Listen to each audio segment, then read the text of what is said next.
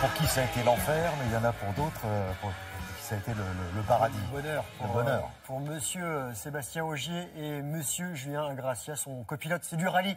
À l'issue du rallye Grande-Bretagne, ils ont remporté leur 5e couronne mondiale. Je vous propose de prendre tout de suite la route. Regardez, Ogier, 33 ans, et Ingrassia, 37, sur le toit du monde. M-Sport, leur équipe décroche le titre constructeur, une première pour un team privé.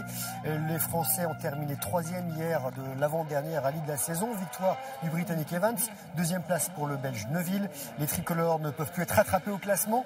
Ils ont gagné 2 étapes cette saison pour 10 podiums en tout, et à 33 ans, Sébastien Ogier est désormais le 2e pilote le plus titré en WRC. C'est l'élite du rallye, derrière un autre Français, Sébastien Loeb, et ses 9 titres planétaires.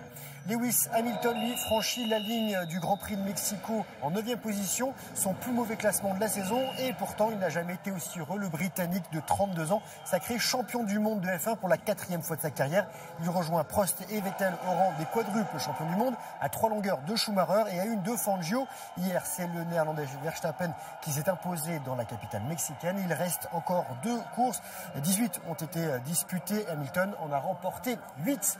En moto GP, cette fois avec Johan Zarco qui monte sur la 3e marche du podium du Grand Prix de Malaisie. C'est son 2e podium cette saison. Le Français a même fait un temps la course en tête, rattrapé à 12 tours de l'arrivée. Victoire de l'Italien Dovizioso, qui est le seul pilote encore capable de priver Marc Marquez d'un 4e titre en GP. L'Espagnol est arrivé 4e. Et tout se jouera dans 15 jours lors de l'ultime étape à Valence en Espagne. Allez, on passe au foot à présent. Avec l'OM qui a battu Lille. Lille qui est entraîné par Bielsa, qui est l'ancien entraîneur de Marseille. Et Lille qui s'enfonce dans la crise, on va dire. Ils sont en bas du tableau. Et pour l'OM, ça va bien. Regardez, une victoire marseillaise, courte victoire, avec donc un but dès la 5e minute. Et le seul but de Sanson. L'OM remonte à la 4e place. Les Lillois restent bloqués à la 19e et avant-dernière place du classement de Ligue 1. C'est donc la 11e journée devant Metz. Les Messins qui ont été battus à Lyon. Victoire lyonnaise 2-0, doublé de Nabil Fekir. 4e victoire, toute compétition confondue pour l'OL qui monte sur le podium derrière le PSG leader et Monaco. Et dernier résultat de foot français, le nul 0-0 entre Toulouse et Saint-Etienne. Les Stéphanois 6e et Toulouse 10e. Un petit mot de foot en Espagne, une Espagne en pleine crise et une victoire catalane à haute valeur symbolique, celle du promu de Liga Gérone à domicile sur le Real Madrid 2-1, donc un pied de nez catalan au madrilène. Voilà. Et puis un petit peu catastrophique pour le Real Madrid aussi. Donc, on jouait un peu partout au tennis hier. Exactement, et on a une bonne nouvelle pour Roger Federer, une moins bonne pour Paris, parce que Roger Federer a gagné chez lui à Bâle. En revanche, il ne sera pas à Paris cette semaine où se déroule le Masters. Je vous propose de regarder cette victoire du Suisse dans sa ville natale, donc Bâle. Pour la 8e fois, il s'y impose. C'est son 7e titre cette saison, le 95e de sa carrière. En finale, le numéro 2 mondial a battu l'Argentin Juan Martín del Potro, malgré un poignet gauche douloureux.